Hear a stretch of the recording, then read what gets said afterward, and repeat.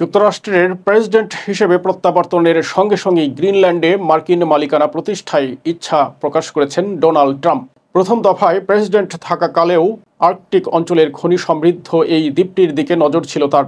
সবশেষ গত ৭ জানুয়ারি বরফাচ্ছিন্ন দ্বীপটিতে পা রাখেন নবনির্বাচিত মার্কিন প্রেসিডেন্টের ছেলে ডোনাল্ড ট্রাম্প জুনিয়র। যদিও সফরটিকে আনন্দ ভ্রমণ বলছেন তিনি, কিন্তু বিষয়টি ঘিরে আন্তর্জাতিক পরিমণ্ডলে কৌতূহল সৃষ্টি হয়েছে বেশ। কিন্তু ট্রাম্প জুনিয়রের গ্রিনল্যান্ড দ্বীপের এই সফর তার বাবার দ্বীপটি কেনার পরিকল্পনাকে উস্কে দিয়েছে।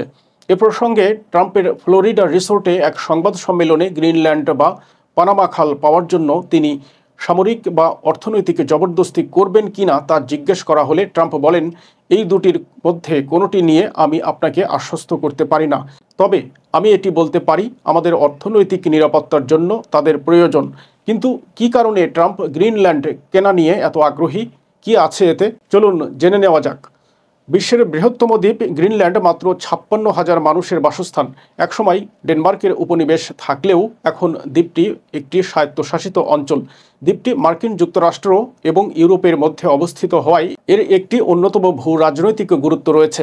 এর রাজধানী নুকের অবস্থান ডেনমার্কের রাজধানী কোপেনহেগেনের চেয়ে নিউ ইয়র্কের বেশি কাছাকাছি। ডেনিশ ইনস্টিটিউট ফর ইন্টারন্যাশনাল স্টাডিজের সিনিয়র গবেষক আলরিকে প্রামগাদ বলেন, দ্বীপটিকে মার্কিন নিরাপত্তার জন্য গুরুত্বপূর্ণ হিসেবে দেখা হচ্ছে, বিশেষ করে রাশিয়ার সম্ভাব্য আক্রমণ প্রতিহত করার জন্য। তাছাড়া কৌশলগত সামুদ্রিক এলাকা গ্রিনল্যান্ড আইসল্যান্ড যুক্তরাজ্যেরও অংশ এ দ্বীপ। ট্রাম্পের কাছে দ্বীপটি আকর্ষণীয় হওয়ার আরও একটি কারণ হলো এর প্রাকৃতিক সম্পদ।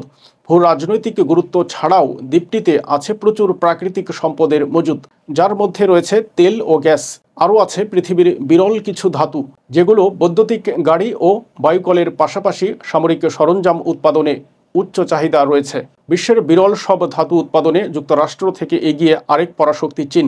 বিষয়টি উল্লেখ করে রয়্যাল হলোয়ে ইউনিভার্সিটি অব লন্ডনের ভূ রাজনীতির অধ্যাপক ক্লাউস ডডস বলেন, গুরুত্বপূর্ণ খনিজ সম্পদের ওপর চীনের প্রভাবে ট্রাম্প ও তার উপদেষ্টারা যে খুবই উদ্বিগ্ন তা নিয়ে কোনো প্রশ্ন নেই। গ্রিনল্যান্ড এসব গুরুত্বপূর্ণ খনিজের একটি সম্ভাব্য সমৃদ্ধ ভাণ্ডার।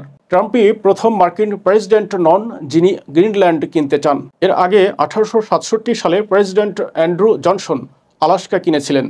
তখন তিনি গ্রিনল্যান্ড কেনার কথাও বিবেচনা করেছিলেন। দ্বিতীয় বিশ্বযুদ্ধের শেষে ট্রুম্যান প্রশাসন ডেনমার্ককে এই দ্বীপের জন্য $100 মিলিয়ন প্রস্তাব করেছিল। এসব ধারণা বা প্রস্তাবের কোনোটি সাফল্যের মুখ দেখেনি। তাই এবার ট্রাম্প নতুনভাবে গ্রিনল্যান্ডকে নিজেদের আয়ত্তে আনার পরিকল্পনা করছে। তবে হোয়াইট হাউসে প্রত্যাবর্তনের পর ট্রাম্প তার গ্রিনল্যান্ড কেনার আকাঙ্ক্ষাকে কিভাবে বাস্তবে রূপ দেবেন কিংবা আদৌ সক্ষম হবেন কিনা তা এখনও স্পষ্ট নয়।